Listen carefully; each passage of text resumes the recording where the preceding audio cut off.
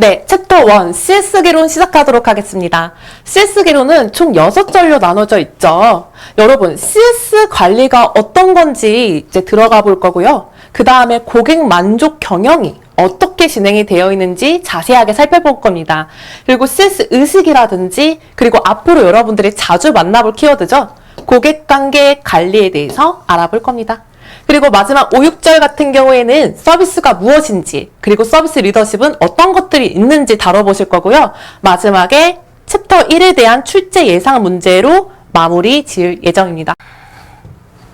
네, 핵심 출제 포인트 짚고 넘어가도록 할게요. CS 관리의 연도별 역사, 네, 히스토리 파악해 주셔야 되고요. 서비스 구매 과정, 전, 중, 후. 서비스 구매 과정은 3단계로 나뉘어져 있습니다. 뭐라고 말씀드렸죠? 전, 중, 후. 프로세스에 대한 이해를 명확히 하고 넘어가 주셔야 된다. 그리고 서비스 프로세스, 과정, 서비스 프로세스, 매트리스 분류, 그리고 개선 기법과 관련된 내용은 많이 헷갈릴 수가 있어요. 그렇기 때문에 꼭 정확하게 알고 넘어가 주셔야 됩니다. 그리고 대기 관리, 네모, 대기 행렬, 모형. 이거는 최근에 출제가 된 만큼 잘 알고 넘어가 주셔야 돼요. 그리고 별표, PC본 다이어그램, QFD, 품질의 집은 시험에 정말 자주 출제가 됩니다. 오늘 이 시간 3가지만 알고 가셔도 정말 고득점을 맞을 수 있으실 거예요. 자, 그러면은 CS 관리의 개념에 대해서 한번 우리 같이 살펴보도록 할게요. 여러분, CS가 왜 중요할까요? 옛날에는 CS가 그렇게 중요하지 않았습니다. 과거에는 공급이 적고 수요자가 많았죠. 그렇기 때문에 고객 중심 경영이 아닌 기업 중심 경영으로 갔기 때문에 CS가 사실상 무관심 단계에 있었습니다. 그럼 현재는 어떻습니까? 무한 경쟁 사회죠. 공급이 너무 많아졌습니다. 소비자들이 선택권이 생겼죠. 그래서 고객 중심 경영의 단계가 들어가게 되었죠. 실제로 이제 신규 고객 창출을 하려면 기존 고객을 유지하는 것보다 4, 5배의 비용이 더 든다고 합니다. 그럼 기업 입장에서는 어떻습니까? 한 명이라도 고객을 유지하려고 노력해야 되지 않겠습니까? 그럼 뭐다? CS를 중요하게 잘 챙겨주셔야 된다. 그래서 CS 관리가 중요하다는 내용이 여기에 나와 있습니다. 그러면은 정의에 대해서 한번 살펴볼게요. CS 정의에 대해서 알고 넘어가 볼 건데, 여러분, CS가 어떤 약자인지 다들 아실까요? 네, 여기 계신 CS 전문가 여러분들은 다들 아실 거라 생각합니다. CS는 Customer Satisfaction의 약자죠. 바로 고객 만족이라는 뜻입니다. 그래서 CS 관리가 무엇이냐라고 누군가가 물었을 때 여러분들은 어떻게 대답을 해야 된다? 네, CS 관리는 회사가 고객에게 제품 혹은 서비스를 제공을 하고 기대를 충족시킴으로써 선호도가 지속될 수 있도록 한다. 쉽게 한번 얘기해 볼게요. 오늘 제가 카페에 가서 아이스 아메리카노를 마시러 갔어요. 그럼 어떤 기대를 하게 될까요? 아, 이 커피가 되게 시원했으면 좋겠다. 맛있었으면 좋겠다. 신상 카페라고 하는데 직원이 좀 친절했으면 좋겠네라는 생각을 하지 않습니까? 그래서 직접 갔습니다. 아, 커피가 시원하고 맛있다. 직원분들 되게 친절하시네? 그럼 어떻습니까? 선호도가 가죠. 그러면 어떤 게 될까요? 나중에 재방문을 하게 되겠죠. 그럼 기업이 이윤 추구가 할 수가 있겠죠. 그렇기 때문에 CS 관리는 정말 중요하고 필요하다라고 생각해 주시면 되겠습니다.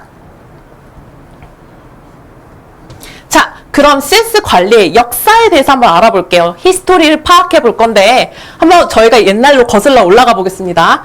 자, CS 관리 역사 별표 3개. 1990년대 이전 단계, 무관심 단계였죠. 아까 초반에 말씀드렸던 것처럼 그때는 CS가 중요하지 않았던 시대입니다. 그래서 기업 중심의 경영 단계가 지속이 됐었습니다.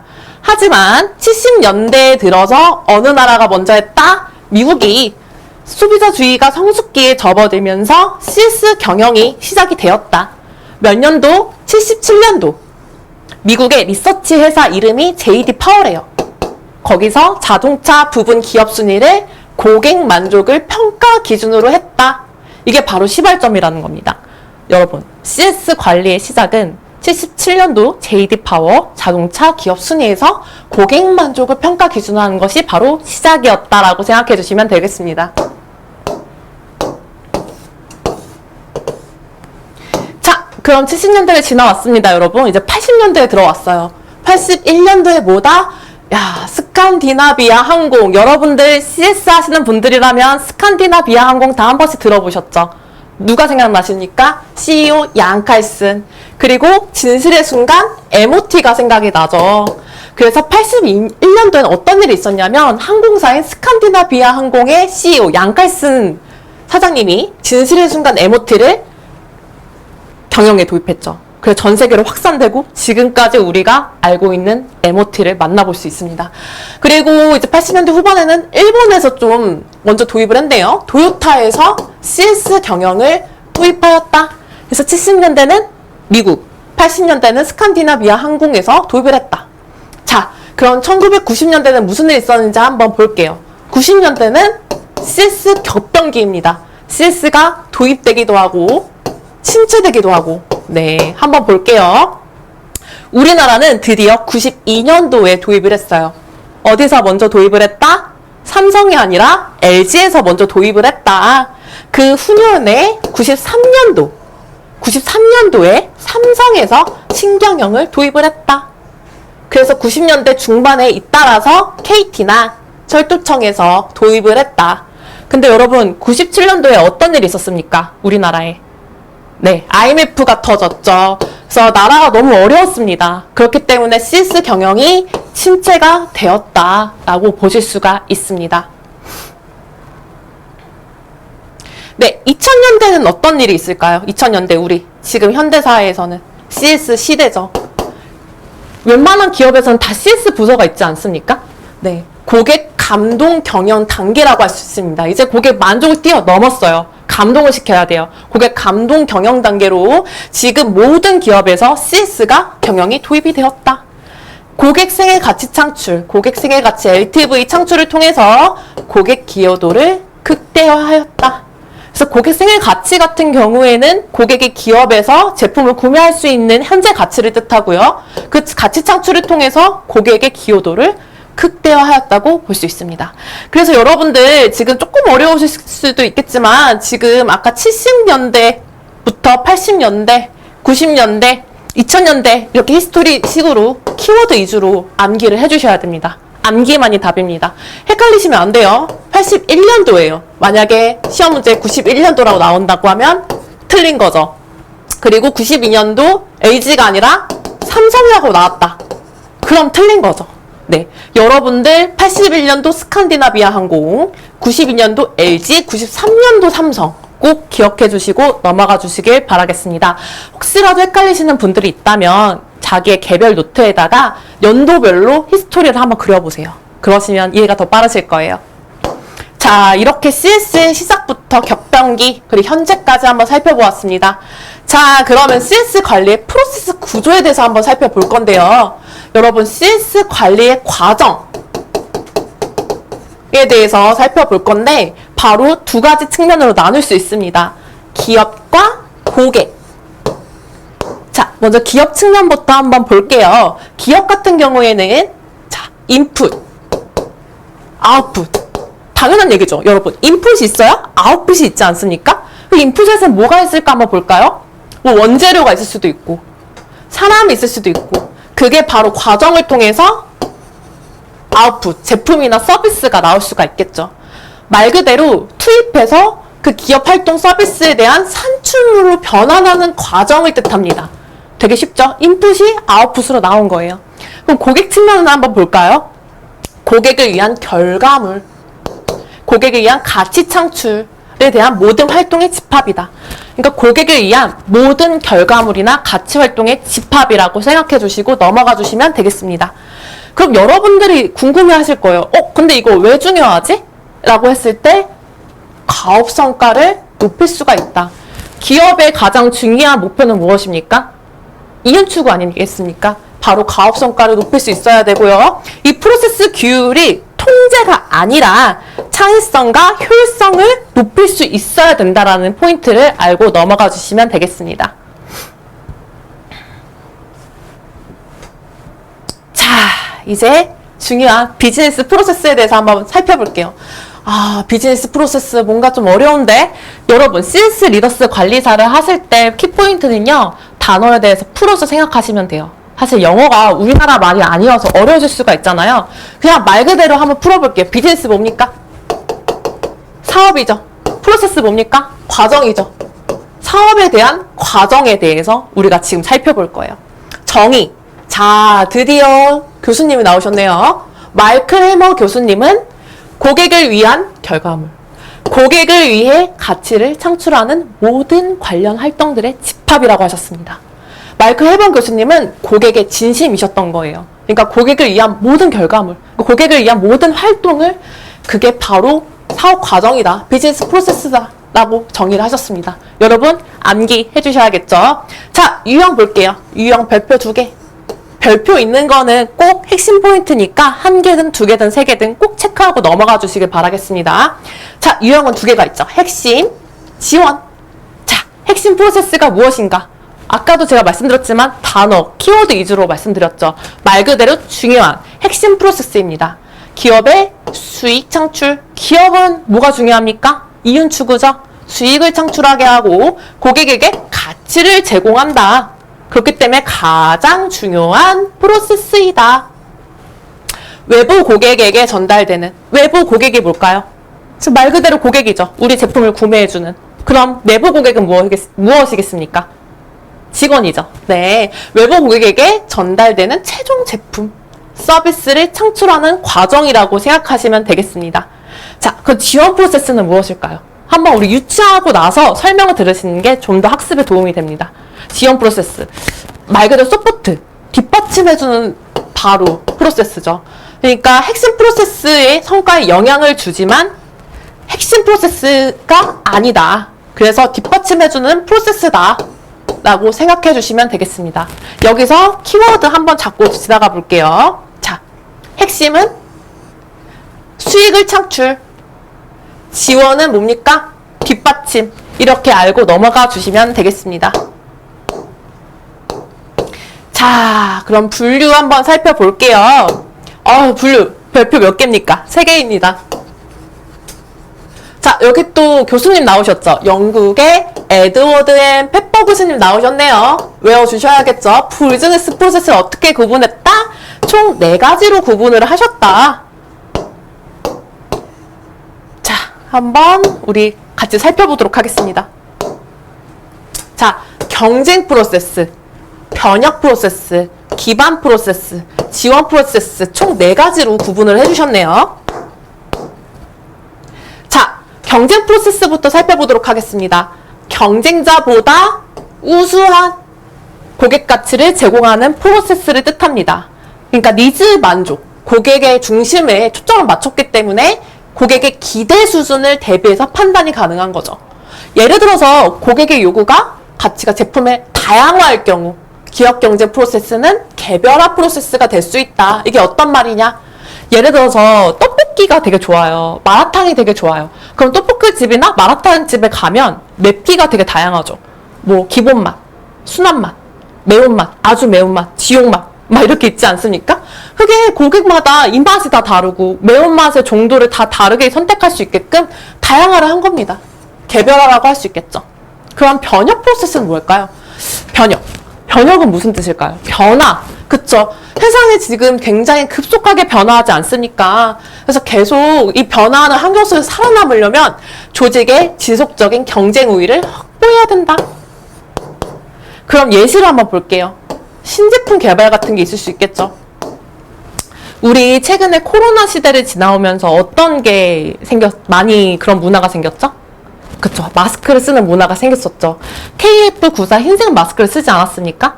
근데 코로나가 생각보다 길어졌어요. 뭐가 나왔죠? 패션 마스크가 나오기 시작하지 않았습니까? 그래서 맨 처음엔 흰색 마스크만 쓰다가 뭐 검정색, 핑크색, 베이지색을 쓰기도 하고요. 이제 좀 더 두껍다고 해서 뭐 AD 마스크, 비말 마스크, 뭐 방송인분들은 뭐 투명 마스크도 이제 쓰고 나오셨잖아요. 그래서 신제품 개발을 꾸준히 해야 된다는 겁니다. 살아남으려면. 그게 바로 변혁 프로세스입니다. 그럼 다음 기반 프로세스는 뭐냐? 핵심 프로세스는 아니다. 하지만 최소한의 가치만 제공하면 되는 프로세스다. 품질, 제품의 품질이 가장 중요하다 라고 생각하시면 되겠습니다. 그러니까 핵심 프로세스는 아니지만 최소한의 가치, 여러분, 제품의 최소한의 가치는 뭘까요? 그쵸? 품질이죠. 품질만 지키면 된다라고 생각하는 게 바로 기초적인 기반 프로세스다. 자, 마지막 지원 프로세스는 뭘까요? 또 지원 나왔네요. 아까 지원 서포트, 뒷받침이라고 했던 거 기억나시죠? 말 그대로 지원하는 프로세스입니다. 아까 우리가 살펴본 경쟁, 변혁, 기반 프로세스를 서포트하는 프로세스입니다. 그 예를 들어서 어떤 게 있을까요? 인적 자원 관리, HR 쪽, 그리고 재무회계, 교육 훈련, HRD, CS 교육 이런 것도 지원 프로세스에 해당될 수 있겠죠.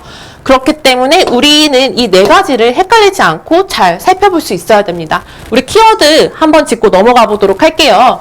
경쟁 프로세스는 경쟁자보다 우수한 고객 가치, 변혁 프로세스는 변화하는 환경 속에서, 기반 프로세스는 최소한의 가치, 지원 프로세스는 지원하는 프로세스다 라고 알고 넘어가 주시면 되겠습니다. 자, 그래서 아까 그 프로세스 네 가지에 대해서 한번 좀 간단하게 얘기를 해볼까 하는데요. 아까 네 가지 프로세스 살펴봤죠. 어떤 것들이 있었죠, 여러분? 그쵸? 경쟁, 변혁, 기반, 지원 있었죠. 근데 기업에서는 선택과 집중을 해야 돼요. 이 네 가지를 다 신경 쓸 수가 없을 수도 있지 않습니까? 그럴 때는 경쟁과 변혁 프로세스를 가져가되 기반과 지원 프로세스는 어떻게 한다? 외주를 준다. 아웃소싱을 한다. 아웃소싱 기업 들어보셨죠? 그래서 경쟁과 변혁에 집중을 하고 기반과 지원은 아웃소싱을 돌림으로써 기업의 이윤 추구를 한다라고 생각해 주시면 되겠습니다. 그래서 가장 중요한 프로세스는 경쟁과 변혁이다 라고 알고 넘어가 주시면 되겠습니다. 자, 네 가지 프로세스 꼭 기억해 주셔야 돼요. 자, 아까 우리 비즈니스 프로세스 살펴봤죠? 드디어 서비스 프로세스가 나왔네요. 별 몇 개죠? 네, 3개죠. 여러분 너무너무 중요해요. 서비스 프로세스란 무엇일까요? 프로세스 과정이죠. 서비스 과정을 뜻합니다. 서비스가 전달되는 절차 또는 활동의 흐름을 말한다 라는 이야기를 알고 넘어가 주시면 되고요. 그럼 서비스 프로세스는 왜 중요할까요? 여러분 왜 중요할까요? 1번부터 6번까지 딱 나왔습니다. 여러분 감이 오시나요? 어떤 감이 오세요? 객관식 문제 감이 오시죠? 첫 번째 한번 볼게요. 서비스 프로세스는 서비스 상품 그 자체다. 그리고 동시에 서비스 전달 시스템 유통의 성격을 갖는다. 읽어보시면 이해가 됐을 거예요. 그리고 직원과의 상호작용. 그쵸? 직원 혼자 있는다고 서비스가 진행되지 않지 않습니까? 고객과 직원과의 티키타카가 되어야지 서비스가 이루어지는 거잖아요. 그래서 상호 과정 속에서 발생되는 프로세스다. 그리고 고객의 태도에 영향을 준다. 거래 여부를 결정한다. 예를 들어서 이런 거죠. 제가 카페에 갔어요. 근데 직원분이 너무 친절하신 거예요. 막 서비스도 주시고. 그럼 고객 입장에서 기분이 어떨까요? 너무 좋죠. 기분이 좋으면 어떻겠습니까? 재이용, 재구매로 이어지겠죠. 근데 갔는데 너무 직원이 태도가 안 좋아요. 나한테 너무 불친절해요. 그럼 기분이 어떻겠습니까? 안 좋겠죠. 그럼 재구매를 하지 않겠죠. 그렇기 때문에 태도가 너무 중요하다. 그리고 서비스 3번, 서비스 프로세스 단계와 제공자의 처리 능력은 고객에게 가시적으로 눈에 앞에 바로바로 보이죠.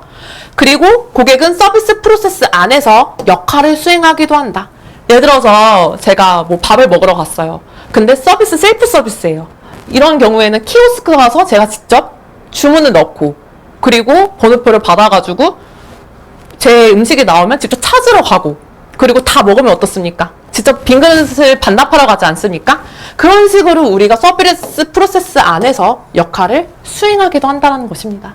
그래서 1번부터 6번까지가 되어 있는데 뭐 다른 게 나온다고 하면 틀린 답이라고 고를 수 있어야겠죠. 그래서 쭉 읽어보시면 이해하시는데 어렵지는 않으실 겁니다. 자, 서비스 프로세스 설계의 기본 원칙. 자, 그러니까 서비스 프로세스 과정에 대해서 설계를 할 때 기본적으로 원칙이 총 7가지가 있습니다. 여러분 또 감 오시죠? 객관식 나올 수 있을 것 같죠? 자, 그 누가 평가해야 됩니까? 기업이 아닙니다. 누가? 고객이. 고객이 평가를 해야 되죠? 그리고 고객마다 다 다르지 않습니까? 상황마다 다 다르고 그래서 절대평가가 아닌 상대평가가 이루어져야 된다. 그리고 고객의 기대를 관리해야 된다. 자, 모든 서비스는요 상대적이기 때문에 고객의 기대를 꼭 만족을 시켜야 되는데 만약에 기대보다 못하다. 그럼 뭐가 됩니까? 불만족이죠. 근데 기대에 만족을 한다? 그럼 만족이죠. 고객 만족이죠. 그래서 기대를 꼭 관리를 해줘야 된다. 그리고 고객마다 다 다르죠. 니즈가 다르죠. 그래서 개별 니즈에 대해서 적용할 수 있어야 되고, 아까 말씀드렸던 것처럼 기대 대비 성과 수치로 측정이 된다. 그리고 모든 의사결정 다 모두 고객을 위한, 고객을 대한, 고객을 위한 이런 것들이에요. 다 고객을 고려해야 된다. 그리고 개별 니즈의 효율적인 대응 방법은 직원, 그쵸? 서비스 직원이 정말 중요한 역할을 하죠. 그리고 지원 시스템이다 라고 알고 넘어가 주시면 되겠습니다. 자, 그러면 서비스 프로세스, 서비스 과정 속에서 고객이 어떤 역할을 하고 있는지 한번 살펴볼게요. 자, 고객이 서비스 생산 혹은 전달 과정에 참여할 경우 임시 직원과 같은 역할을 한다. 그쵸? 예를 들어서 여러분 프로슈머라는 말 들어보셨습니까? 그쵸? 고객이 생산 과정에 참여하는 거죠. 그래서 요즘 소비자 평가단이나 서포터즈 약간 이런 식으로 회사의 마케팅팀에서도 고객들이 직접적으로 생산에 참여할 수 있도록 이벤트를 진행하지 않습니까? 그래서 이런 임시 직원과 같은 역할을 하기도 하죠. 아까 말씀드렸던 것처럼 고객이 신상품이나 서비스 개발 역할도 수행함으로써 혁신자의 역할도 한다. 그래서 고객은 임시 직원이 되기도 하고 혁신자의 역할을 하기도 한다라고 생각해 주시면 되겠습니다. 자, 그럼 서비스 프로세스의 표준화 및 개별화 사례를 한번 살펴볼 건데요. 서비스 과정에는 표준화, 그리고 개별화 이 두 가지가 있습니다. 자, 단어만 보셔도 느낌 오시겠죠? 표준화는 뭡니까? 모든 고객에게 동일한 프로세스를, 서비스를 제공하는 것입니다. 자, 예시를 한번 볼게요. 미국 사우스 웨스트 항공 네모 쳐주세요. 많이 나옵니다. 자, 저렴한 요금, 단거리 운행, 음료 및 식사 제공 프로세스 생략. 그러니까 저렴하게 많이 했다는 거예요. 그러니까 저가 항공사 느낌이죠. 동일한 프로세스 제공한 거예요. 그래서 개별화할 필요가 없죠. 다 동일해야 돼요. 그렇기 때문에 표준화입니다. 그럼 개별화는 뭘까요? 말 그대로 개별화. 다양하게 고객의 니즈에 맞춰서 고품격 서비스라고 생각해 주시면 됩니다. 여기 나와 있죠. 고객이 가지고 있는 니즈와 기대의 다양성에 맞춰서 서비스를 제공을 한다. 그래서 직원에게 많은 권한 이임이 이루어져야 가능하죠. 예시로 싱가포르 항공, 고가 항공, 고객 취향 서비스, 아까 말씀드렸던 직원의 권한 부여, 고품격 서비스가 되겠죠. 그래서 위에 사우스 웨스트 항공과 싱가포르 항공은 정반대의 개념이 있어요. 그래서 다시 키워드 한번 짚고 넘어가 볼게요. 표준화에는 동일한 프로세스다. 어떤 항공사? 미국 사우스 웨스트 항공사다. 개별화는 다양성에 맞췄다. 어디 항공사? 싱가포르 항공사가 있다. 라고 알고 넘어가 주시면 되겠습니다. 자, 이제 정말 중요한 아까 출제 경영 포인트 말씀드렸던 슈매너. 네, 슈매너. 서비스 프로세스 매트리스 분류. 별표 3개. 여러분 표 보셨죠? 이 표는요, 눈 감고도 그릴 줄 아셔야 됩니다. 너무너무 중요해요, 여러분. 이 시험 문제 정말 자주 나옵니다. 한번 살펴볼게요. 자, 위에는 뭐가 있습니까? 기준점이. 네. 상호작용, 개별화가 있죠. 왼쪽에 뭐가 있습니까? 노동 집약도가 있죠. 자, 이거를 나눠봤습니다. 이거 나눠서 그릴 줄 아셔야 돼요. 자, 처음부터 한번 살펴볼게요. 상호작용, 개별화가 높고, 노동 집약도도 높고, 그럼 뭐가 될까요? 서비스가. 전문 서비스입니다. 그래서 직업군 같은 경우에는 변호사, 의사, 전문직, 컨설턴트, 건축가들이 있죠. 예를 들어서 제가 아파서 병원에 갔어요. 근데 환자마다 다 증상이 다르지 않습니까? 그리고 병원 의사 선생님 다 전문이시잖아요. 거기에 대해 맞게끔 노동 집약도 높은 분들입니다. 그렇기 때문에 전문 서비스에 해당이 되고요. 상대적으로 개별화가 낮은데 노동 집약도가 높은 거. 소매금융업, 은행, 학교, 학원, 도매업, 도소매업, 마트 이런 게 될 수 있겠죠. 예를 들어서 학교는 어떻습니까? 선생님 한 분이 학생들 여러 명을 가르치죠. 그쵸? 그리고 상호작용이 높은데 집약도가 낮은 건 서비스 샵이다. 뭐가 있냐? 병원, AS센터, 정비회사가 해당이 되겠죠. 이해되시죠, 여러분? 근데 개별화도 낮고 노동 집약도도 낮고 그럼 서비스 팩토리, 서비스 공장, 항공사, 운송업, 호텔, 리조트, 그쵸? 대량 서비스를 제공을 하죠. 뭐 공장에 뭐 라꾸라꾸 침대를 제조를 한다던가 이런 것들 서비스 팩토리가 해당이 될 수 있겠죠. 시험 문제 이렇게 나올 수 있을 것 같습니다. 네. 시험 문제 예를 들어서 고객과의 상호작용이 높고 노동 집약도가 높은 전문 서비스가 되겠죠. 거기서 틀린 것은 1번 변호사, 2번 의사, 3번 컨설턴트, 4번 건축가, 5번 학교. 그럼 정답은 무엇입니까, 여러분? 5번 학교죠. 이런 식으로 바로바로 떠올릴 수 있어야 되고요. 만약에 너무 헷갈리신다. 그럼 시험 시작하자마자 하나 그리세요. 그쵸? 바로바로 그려서 바로바로 찍어주셔야 됩니다. 네, 여기까지 하고 다음 시간에 또 뵙도록 하겠습니다. 수고 많으셨습니다.